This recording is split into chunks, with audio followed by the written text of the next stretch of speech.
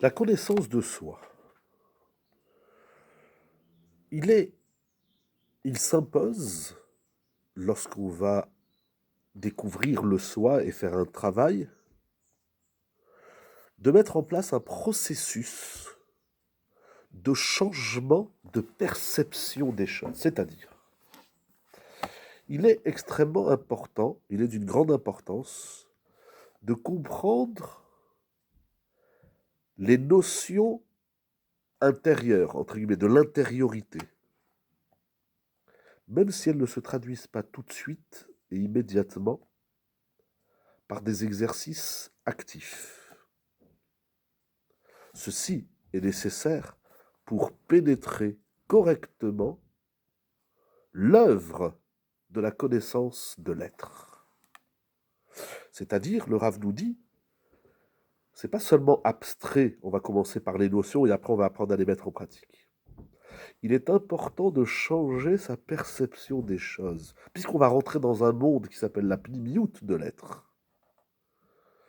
Alors, il y a certaines perceptions, ou je dirais plutôt, il faut adapter notre perception à l'intériorité de l'être. C'est incroyable.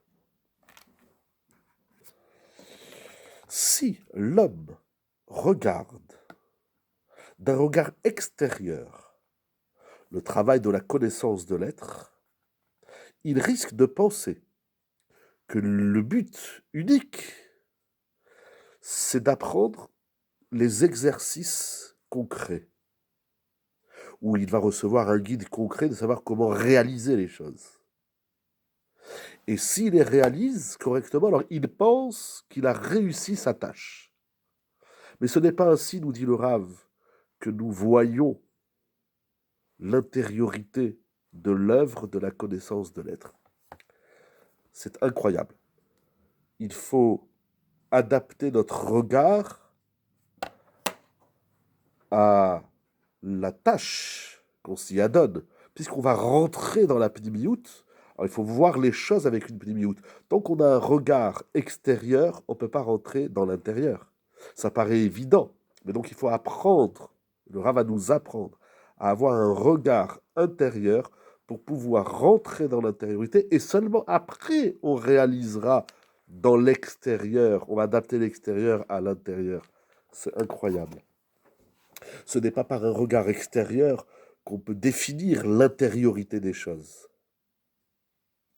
La connaissance de l'être a pour sujet de voir toute chose, de manière générale, et le nefesh en particulier, d'un regard d'intériorité, pnimi.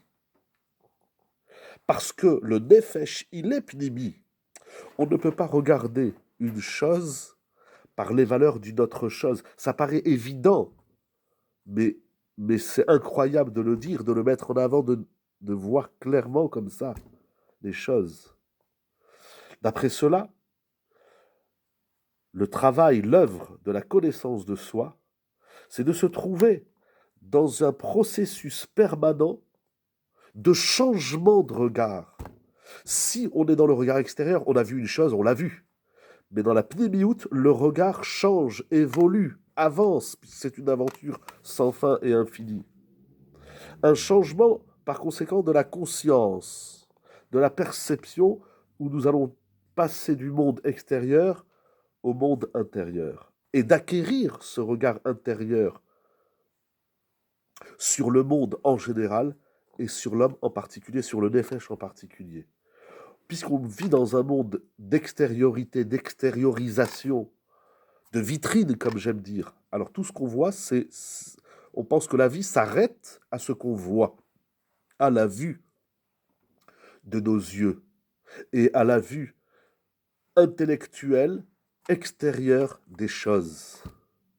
Or, puisqu'on va rentrer dans un univers de la pnimiout, il faut que notre regard et notre esprit apprennent et s'habituent à voir les choses dans leur intériorité. C'est-à-dire, j'ai envie de dire, apprendre à voir les choses qui se cachent derrière nos yeux, derrière notre vue. Après qu'on a changé le regard, alors il va falloir faire un travail actif, concret, afin d'enraciner et de parfaire le travail, de le finir.